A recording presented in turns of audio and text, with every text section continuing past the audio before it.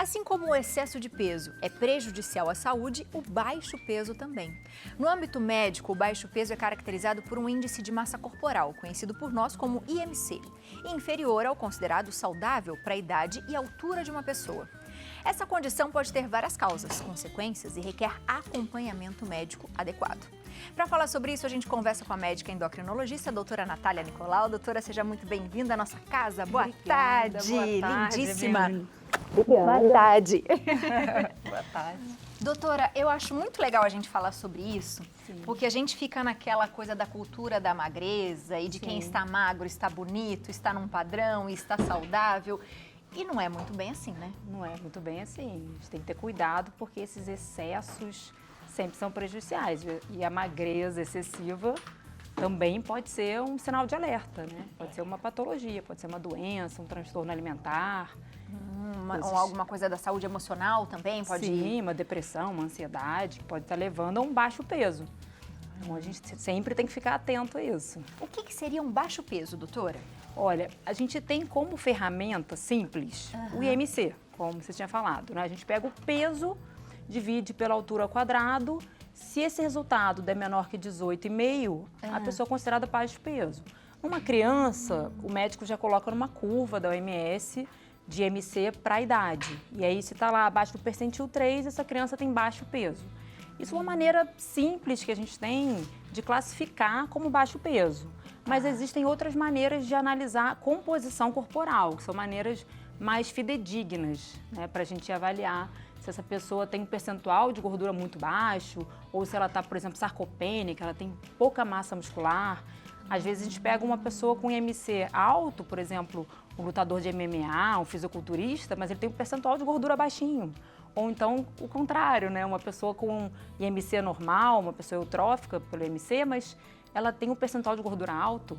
Então existem outros métodos melhores para a gente avaliar se a pessoa tem um peso adequado ou não, né? E isso a gente faz como, doutora? Com exames? Existe, para avaliar a composição corporal, existe a adipometria, que é aquele que o pessoal faz lá na academia, que avalia lá, pega aquelas pregas cutâneas, né, que não é tão fidedigno. Existe um método ouro, que a gente chama de DEXA, que a pessoa vai ser submetida a um exame de imagem, que faz um scanner de composição corporal. Existe a bioimpedância, que a bioimpedância, a pessoa sobe numa balança, que faz uma análise de acordo com uma corrente elétrica de baixa voltagem, então a gordura ela oferece uma resistência maior, e aí aquela balança vai inferir quantidade de músculo, de gordura, de hidratação.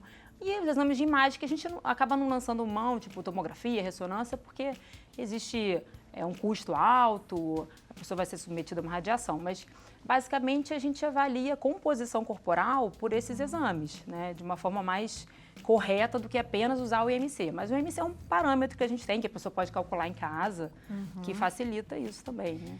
E às vezes, doutora, a gente consegue perceber, por exemplo, em casa, eu não sei, minha filha está emagrecendo muito, né? Ou eu não sei, de uns tempos para cá ando emagrecendo muito, cabelo caindo, enfim, porque geralmente vem acompanhado de outras coisas, não vem, doutora, quando a saúde não está bem? Exatamente. Bom, você tocou num ponto importante. Por exemplo, uma menina adolescente, a gente tem que ficar de olho, porque pode ser um transtorno alimentar grave, né? Pode ser uma anorexia, que é potencialmente fatal. Essa menina está usando roupa muito larga, ela tem uma percepção, uma imagem corporal diferente da realidade, ela se vê muito maior, bem mais gordinha, apesar dela estar no peso bom ou estar bem magrinha, é um sinal de alerta, né? Ou então pode ser uma desabsorção, a pessoa tem uma dificuldade na absorção de certos nutrientes, ela tem uma intolerância alimentar ou tem uma doença inflamatória que impede essa absorção, ou ela pode ter um hipertiroidismo, que é uma condição que a nossa tireoide produz muito hormônio, então a gente tem um metabolismo muito aumentado, e aí por conta disso a pessoa está perdendo peso. Pode ser um diabetes descompensado, o corpo começa a procurar fontes de energia que não só a glicose, né, começa a tirar lá do tecido muscular ou da gordura. Pode ser, por exemplo, uma insuficiência adrenal, que é uma condição mais rara, que o corpo produz pouco cortisol, as suprarrenais, e por conta disso a pessoa começa a ficar com pouco apetite, pode ficar enjoada, pode ter diarreia, pode ser um transtorno emocional, por exemplo, uma depressão. O idoso, às vezes, ele não abre um quadro, por exemplo, de de humor deprimido, ele vai fazer mais uma apatia, né? Tem que ficar de olho também, uma infecção, enfim. Existem uma infinidade de causas para perda de peso. Se a gente for pensar numa equação simples, o nosso peso é resultado do que a gente ingere de caloria menos do que a gente gasta. Seja esse gasto o metabolismo basal, quer dizer, a quantidade de caloria que o nosso corpo gasta para manter as funções vitais, né? E produzir calor, seja pela atividade física. Então, se você tem uma dificuldade em algum ponto dessa equação, ou está ingerindo menos caloria, ou tem uma desabsorção, né, que acaba não absorvendo essa quantidade de caloria necessária, ou a pessoa está tendo um gasto calórico muito aumentado por algum motivo, a gente vai ter uma redução no peso. E aí é possível também, você falou doença inflamatória, para as pessoas que têm problemas intestinais, por exemplo, doutora, também acabam emagrecendo muito rápido, ou pessoas que estão com algum câncer, alguma coisa também, isso pode acontecer? Exatamente, é um sinal de alerta, principalmente câncer de trato gastrointestinal. Então, às vezes, um tumor de esôfago, a pessoa vai ter uma disfagia, quer dizer, ela tem uma dificuldade de engolir. Ela pode ter um sangramento, é um outro sinal de alerta, um sangramento nas fezes, ou até vômito com sangue. Então, a pessoa vai ter que ser submetida a um exame mais específico em relação a isso. Ou, às vezes, um tumor de pulmão, que também consome muito, né? Então, é um sinal de alerta. Se a pessoa perde, na verdade, 5% do peso em 6 meses, é um sinal de alerta. Né? Tem que buscar as possíveis causas. Existe a magreza constitucional também, né? Aquele famoso magro de ruim. Sim, e aí, é isso que eu ia perguntar. Tem o genético também, né? A pessoa é magro de ruim, come e de repente não, né? Mas aí acontece da pessoa não absorver algo ou é normal, doutora? É normal. A magreza constitucional é uma magreza saudável. Quer dizer, a pessoa foi a vida inteira magra, ela tem dificuldade de ganhar peso, de ganhar músculo. Ela tem um biotipo que favorece. Ela, provavelmente, a causa disso é no gasto calórico basal. Se a pessoa tem uma taxa de metabolismo basal mais alta do que a população em geral. Ela tem uma mitocôndria, que seria a usina de energia do corpo, das células, mais eficiente. Então, tudo que chega ali para ela de glicose, ela rapidamente transforma em calor, então não chega a estocar. Às vezes, essa pessoa pode ter uma percepção de saciedade mais precoce, ela come um pouquinho e já está saciada. Ela pode ter uma preferência de um paladar por alimentos menos calóricos. Então, existe essa situação também que não é tão incomum. E que é saudável. E que é super saudável, né? Boa.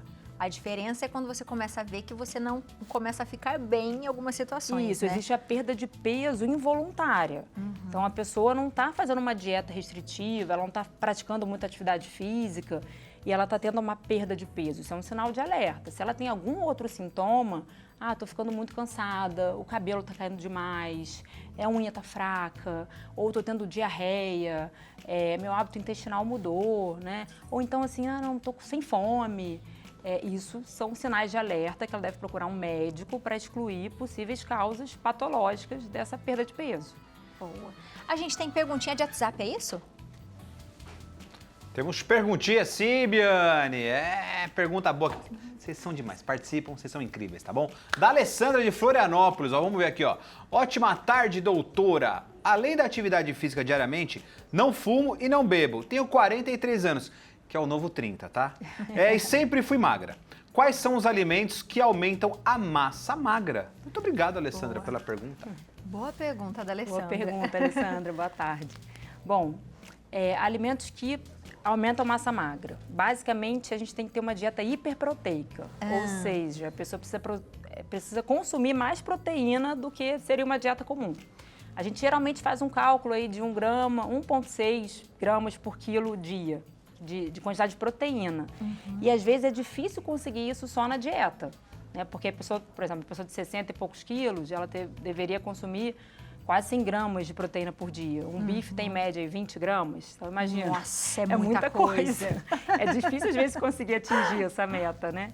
Mas assim, claro que sempre o ideal seria a pessoa procurar um nutricionista, porque ele vai calcular exatamente a quantidade de caloria que essa pessoa precisa consumir, de proteína, de gordura, de carboidrato, né? Uma dieta balanceada, para ela atingir esse objetivo que é de ganhar massa muscular. Claro que sempre aliado à atividade física, a exercício, né? De preferência resistência e força, tipo musculação. É isso que eu ia perguntar, porque às vezes as pessoas falam assim, mas é muito magrinho, ainda vai pra academia? Tem que ir, né, doutora? Tem que ir. Exercício de força resistido, principalmente musculação, é importantíssimo para todo mundo, né, na verdade. é um exercício que todo mundo deveria fazer. Se a pessoa joga futebol, se a pessoa, sei lá, joga tênis, ela deveria fazer musculação. Porque a gente sabe que isso vai te proteger de lesionar a articulação, a longo prazo diminui risco de osteoporose, aumenta a longevidade, né, do idoso, vai melhorar a qualidade de vida dele, vai ter mais autonomia. A gente sabe até, alguns estudos mostram que existe uma diminuição do risco de progressão para demência em quem faz atividade física, principalmente musculação. Então, musculação é mandatório, é um exercício que a pessoa tem que aliar a dieta adequada, uma dieta hiperproteica e musculação, de preferência. Boa. Temos perguntinha do Instagram. Mais perguntinhas para a doutora, vamos ver aqui, ó. Da Grazi, tenho 41 anos e 47 quilos, não consigo engordar. Todos os exames estão normais e sem alterações na tireoide. Estou com problemas no apetite. O que pode me ajudar a aumentar esse peso? Obrigado, Grazi, pela pergunta. Ótimo, Grazi. Que bom que você já foi ao médico, já viu que não tem nenhuma patologia de base, né, que possa estar interferindo nesse apetite. Então, o que você tem que fazer? Que a gente estava falando, né? Melhorar a sua alimentação, buscar um nutricionista para calcular aí a quantidade de caloria que você precisa consumir, e atividade física. E, eventualmente, tem que lançar mão de suplementos alimentares. A gente tem alguns aqui, né, doutora? Isso, o que a gente tem, assim? São coisas que auxiliam? Como funciona? Sim, auxiliam muito, porque, como a gente estava falando, às vezes é difícil a gente conseguir atingir meta diária de proteína para ganho de massa muscular. A gente deveria consumir, sei lá, 6, 7 bifes, dependendo do peso da pessoa. E você não vai conseguir comer. Não vai conseguir comer aquilo tudo. E, às vezes nem é bom também para a saúde, porque tem muita gordura saturada, enfim. Então, às vezes é difícil conseguir consumir. O que você precisa fazer, né? Tá lá fazendo uma dietinha equilibrada, incluir carboidratos bons, né? Também não é uma licença poética para comer de tudo, o fato de estar abaixo do peso, comer coisas ultraprocessadas. Mas mesmo assim, mesmo com essa dietinha, eu não consigo atingir meta diária, por exemplo, de proteína. Aí vale lançar mão do whey protein, né? Claro que prescrito por um médico ou nutricionista. O que seria o whey protein? É a proteína do leite. Essa proteína tem basicamente 3 tipos, né? Isolada, seria o whey isolado, que é um whey que é sem carboidrato, sem gordura na composição. O whey concentrado, que já tem carboidrato, já tem gordura. E o whey hidrolisado, que é uma proteína de mais fácil absorção, mais fácil digestão. E às vezes existe o blend também, que é a junção desses todos, né? Então a pessoa pode incluir o whey protein na dieta. A pessoa pode lançar mão, por exemplo, de uma creatina, se ela faz musculação, faz exercício de resistência. Porque a creatina ela vai ajudar na recuperação da muscular, né? Vai diminuir, vai aumentar a tolerância ao treino e aumentar a força. Né? Então, e também para a gente atingir a quantidade de creatina. É difícil na dieta, a pessoa deveria consumir, para um scoopzinho desse aqui, que é uma medida dessa, seria 1,1 kg de salmão, por exemplo. Ninguém consegue é muita coisa. por dia, imagina. Foi quase impossível consumir isso, né? Fora que é caro também. Sim. Então, a creatina é excelente suplemento para quem quer ganhar massa magra. Existe, por exemplo, o HMB, que é o hidroximetilbutirato, que seria uma substância usada, um suplemento também, para um idoso sarcopênico, ou então até mesmo um atleta, mas para evitar a degradação muscular, então para auxiliar esse ganho de massa muscular. Existem os hipercalóricos, que ajudam a pessoa a atingir meta diária de caloria. Né? Às vezes, se a pessoa não consegue consumir, sei lá, 2.500 calorias, 3.000 calorias num dia, ela pode lançar mão de um carboidrato simples, por exemplo, a maltodextrina, e aí consumir isso por suplemento. Que interessante. E isso tudo com o médico. O médico vai te falando Sem o que você dúvida. deve tomar. Exatamente. A gente tem mais uma perguntinha. Mais uma perguntinha. Vocês são demais. Vamos ver aqui, ó. Mais uma perguntinha para a doutora da Andresa. Ó, com 2 E, Andresa. Sua xará, Andresa. Boa tarde, tenho uma dúvida. Os hormônios podem fazer ter uma pequena perda de peso? Muito obrigado, Andresa, pela pergunta. Ótima pergunta. Geralmente a gente pergunta o contrário, né, doutora? A gente sempre culpa o hormônio para ganho de peso. Exatamente. Mas pode acontecer o contrário, doutora? Pode acontecer o contrário. Muita gente culpa a tireoide pelo ganho de peso. Sim. Mas ela pode, e é até mais comum, ela ser responsável pela perda de peso quando a pessoa tem uma hiperfunção dela, que seria o hipertireoidismo. Então, se o médico dosa lá um TSH, que é um hormônio que estimula a tireoide a produzir o hormônio dela mesmo, ele vai ver que o TSH está suprimido, quer dizer, a tireoide está produzindo muito hormônio dela. E aí, isso é uma condição que leva a um gasto calórico basal, quer dizer, um gasto de caloria muito aumentado. E às vezes a pessoa não consegue repor isso na dieta. Ou, por exemplo, a pessoa tem pouca insulina, ela tem um diabetes, está um quadro de diabetes tipo 1, então ela não consegue colocar a glicose lá para dentro da célula, né? A insulina é um hormônio também. Ou, por exemplo, o cortisol, que é um hormônio que a gente produz nas suprarrenais, que é o hormônio de luta ou fuga, mas quando a pessoa produz pouco, essas suprarrenais são insuficientes, ela pode ter um quadro de inapetência, quer dizer, ela fica com pouco apetite, ela pode ter tontura, pode ter náusea, vômito, diarreia. Então, os hormônios também são responsáveis, sim, pela perda de peso. Que incrível. Mais uma perguntinha, vamos lá? Mais uma perguntinha. Vamos lá. Maria José, de Cuiabá. Qual a diferença entre o whey isolado e o whey comum? Ele auxilia no ganho de peso? Obrigado, Maria José. Como a gente estava falando, o whey isolado, Maria José, é o whey que não vai ter carboidrato, não vai ter... É proteína do leite pura, né? Ou teoricamente deveria ser. Porque isso é uma outra questão também. Os suplementos alimentares, por lei, eles podem ter uma discordância entre o conteúdo que está ali na embalagem e o rótulo de 20%. Então, a própria... nunca precisa ser exato. Exatamente aquilo ali, né? E fora que existem marcas que acabam falseando isso, né? Tem tudo isso que influencia. Mas o whey isolado tem essa coisa de ser só a proteína. Então, se a pessoa tem uma intolerância, por exemplo, à lactose, ela pode lançar a mão do whey isolado. O whey mais comum seria o whey concentrado, que já tem carboidrato, já tem gordura, né, na composição, não é só a proteína do leite. Essa que é basicamente a diferença entre eles. Boa, doutora, só pra gente finalizar, qual seria uma consequência, e ainda mais negativa, se a pessoa continuar com isso? Porque às vezes, né, você também falou assim da anorexia, bulimia, enfim, que também pode causar tudo isso, que é muito sério. O que pode acontecer com esse baixo peso, doutora, com essa pessoa? O grande problema do baixo peso, além das carências nutricionais, ela pode ter uma anemia, ela pode ter deficiência de vitaminas, mas a gente sabe que o baixo peso aumenta risco de fraturas, de queda, de osteoporose, né, lá numa fase mais tardia. A gente sabe que o baixo peso por si só é um fator de risco de mortalidade, por exemplo, para um paciente que está tratando um câncer. O fato dele entrar num tratamento, começar um quimioterápico, estando com baixo peso, por si só é um fator isolado para aumento de mortalidade. Ou às vezes a pessoa internou numa UTI por uma outra questão, por uma infecção, o fato dela estar com baixo peso já aumenta o risco dela morrer, né, em relação a uma pessoa que está eutrófica, quer dizer, que está num IMC normal. Então, é um fator de risco, sim, para a mortalidade, né, e para todas essas consequências que a gente estava falando.